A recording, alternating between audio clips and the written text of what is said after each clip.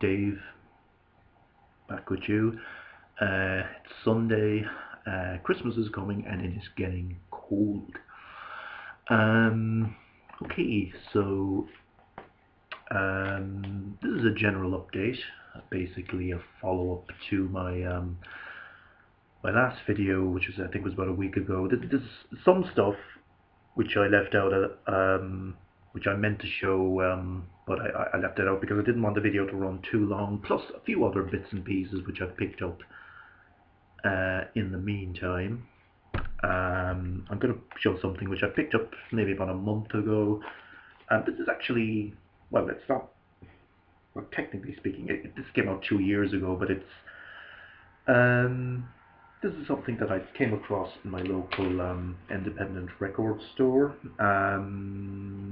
It was actually put into their bargain section at half price. So it's Squarepusher.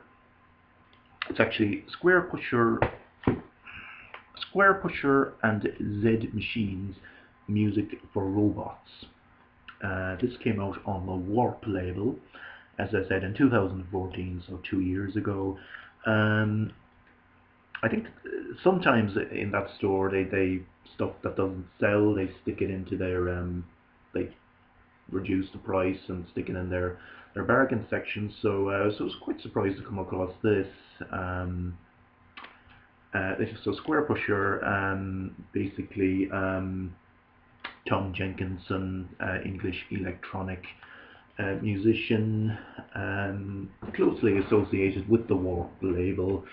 This is, technically speaking, more of a mini album, really, but the basic story, kind of seeds of this work are Z Machines is the creation of a Japanese conceptual artist who created these kind of, I don't know if you can really make it out, he created these kind of robots who are then programmed to play musical notes.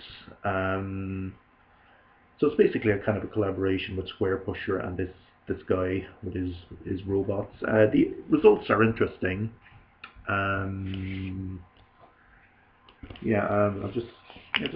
Actually quite there's some pictures of the robot creations in the inner art. So yeah, results are quite weird. There's a kind of a strange mixture of modern electronica and free jazz on display here, and I have some of Squarepusher's earlier works. So when I saw this reduced to half its normal retail price, I couldn't resist grabbing it.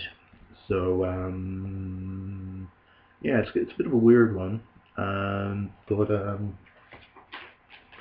I do like Squarepusher's work, it has to be said. Now this is something that I spotted in a antique stall. There's an antique stall opened in a shopping mall here in town. Big selection of vinyl, most of it not very interesting, but I couldn't help but notice that this following item. Okay, I basically 2 years ago, Ginger Baker,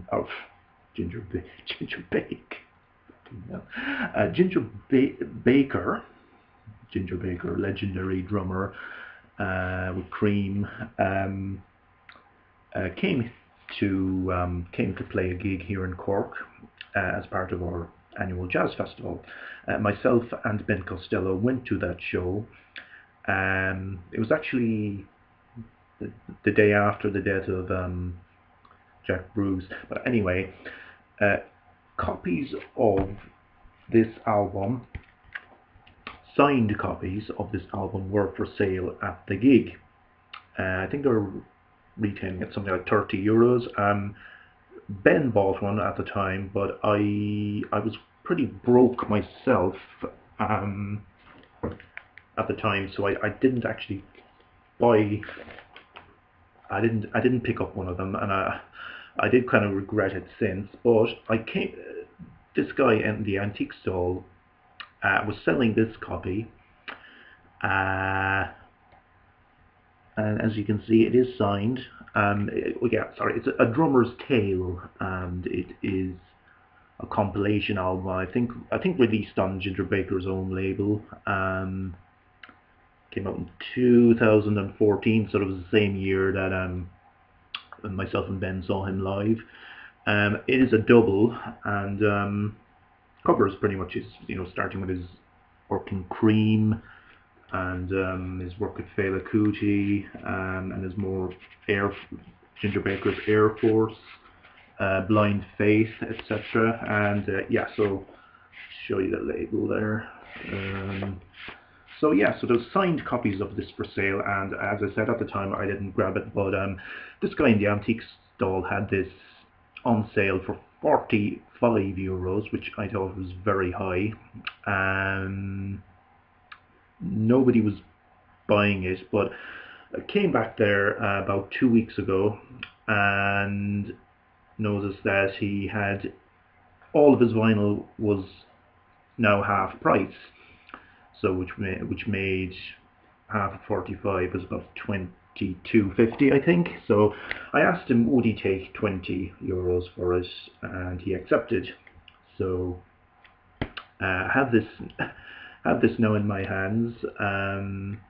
Signed copy of Ginger Baker, A Drummer's Tale. The guy said he picked it up originally at the same concert. So I'm perfectly happy that the signature is legitimate. I think there's no question there.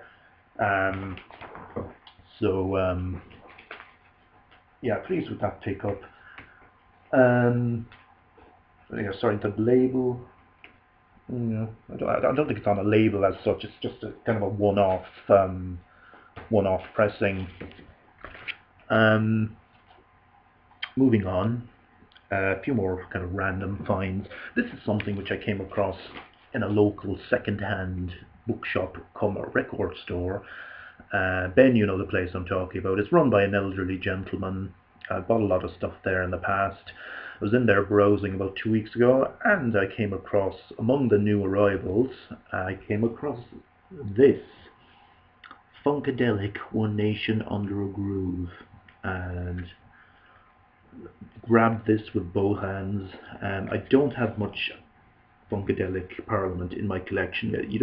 When you tend to come across them in the wild, they tend to be quite pricey, but this is priced at €8, which is pretty reasonable, I think. This came out in 1978 originally. This is not a first pressing. It's an 80s reissue, US 80s reissue. There's no date given on Discogs, but and as it doesn't need to be said, that the artwork as ever by who did the artwork actually for those. I just can't think of his name just now, but so the fantastic title track on this, one of their best known, Funkadelic's best known tracks. Fantastic, of course, lineup, which doesn't need to be stated. Bootsy Collins on bass, and so forth. This was one that was on my want list, so very pleased to pick this up. Record itself is in pretty good shape, but unfortunately somebody wrote on the cover Atom Bomb. Not too sure what that's a reference to, but writing seems to be a kind of pretty common thing in the 70s and 80s, people writing their names on records covers. Little did they know what consternation they would cause to the future record collectors. Anyway, moving on a bit. Now, next finds, I made at a charity antiques fair. Well, I don't know what you quite call it, an antiques fair. It's more like a kind of a jumble sale kind of a thing. But went there with my other half in the hope that there might be some vinyl for sale. And yes, place was absolutely mobbed. But yes, there were 2 boxes of vinyl. Had a good look through them. Now there's some very interesting stuff, but I was pretty disappointed to see the prices. Most of them, in fact, pretty much all of the vinyl was ridiculously overpriced. Just to give you an example, I mean, they'd stuff like Perry Como albums looking for 20 bucks for them. So, you know, I would have gone away with a lot more if the pricing had been more kind of in line with general kind of charity shops. But anyway, pick up 2 items. First off, I featured him in my last update, and this time, thankfully, the records were actually in the sleeve. Public Image, John Lydon, Public Image Limited, live in Tokyo, from 1983. Original UK pressing. This album gets a bit of stick. Yeah, so it's not the classic PIL lineup. Keith Levine and Ja Wobble had departed at this stage, so we, you know, basically John Lydon just employed a group of session musicians on this tour, and yeah, but it's, you know, it's a decent enough album. Some of the versions, yeah. Version of Death Disco, you know, yeah, well, you know, it's not a bad, it's, you know, it's definitely worth grabbing, but I pointed out the rather silly prices to I said I collect vinyl, and I said, you know, I kind of showed as an example, you know, the Perry Como album. I said, you know, nobody's going to pay €20 for that, and but anyway, she said, you know, if you take a few albums, we can give them to you for half price. So basically, I just picked up 2. This I got this for €10, which, you know, is still at half price, still slightly more than it generally goes for, but, you know, certainly better than 20. Also picked up some nice classical albums there as well, but they were all. Picked up this for 5, which again was reduced from 10. Claude Debussy, pieces pour piano. So piano pieces by Claude Debussy, the French composer. This is on a French label. Fini disc, music disc, I think. So yeah, so I got 2 of them for €15. Rather, just, you know, there's a lot of other interesting stuff there that I would have liked to have grabbed, but even reduced at half price is still, you know, just ridiculously overpriced. So okay. Next 2 items. Discogs purchases. I've already shown these 2 in respectively my gimme 10, 83 and 84 responses to Freddie. This I got as a result of this was a long time on list item, so I sold another item which I had on Discogs, which had been up for a long time, and results of that was I was able to purchase this, because this is a, you know, original copies of this tend to be quite pricey. So this is an original UK pressing of Dead Can Dance debut album on 4AD. Dead Can Dance formed in Melbourne, Australia in the early 80s.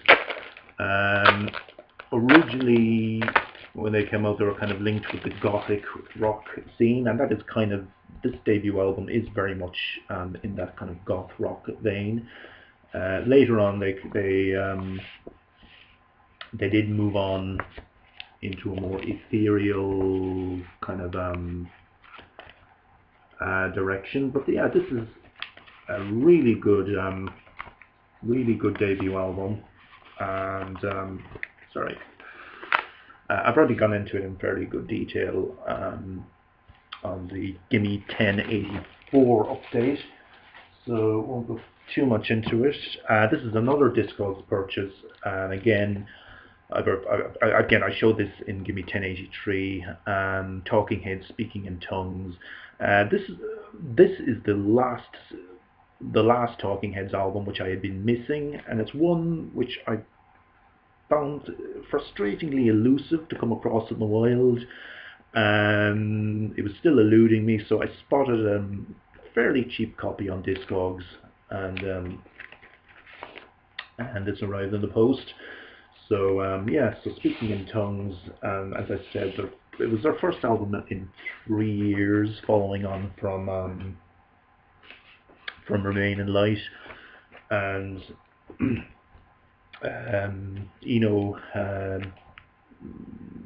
it was the first one after their trio of albums to be produced by Brian Eno, so he's missing from the production desk for this one, but it's a very fine album indeed. Some superb songs on this. Okay, just gonna finish up with two kind of random kind of thrift, I suppose you call them thrift finds or charity shop. This is one. Well, they weren't actually charity shops, but this I found in a musical instrument repair shop where they have a small box of second-hand vinyl. I picked this up for €1, which I thought was a steal. Now this is a 12-inch single released in 1985 by an act called He Said, which is basically a solo project by Graham Lewis of Wire, and Wire plus Dome. So yeah, Wire, seminal post-punk act. So this is continuing on. This is more kind of electronic, industrial, kind of experimental. Probably more in common with Graham Lewis's post-Wire work with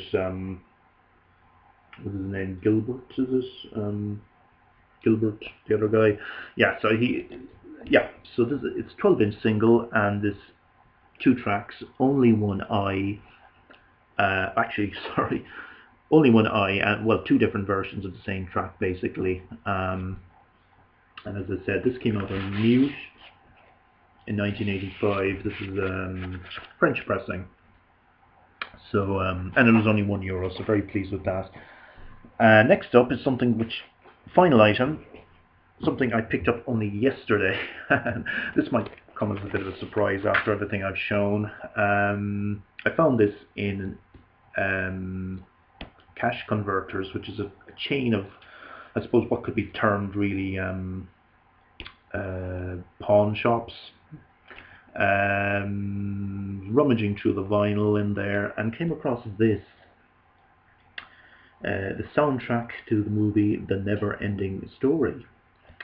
Yes, original motion picture soundtrack by Klaus Doldinger, who was in Passport, and Giorgio Moroder.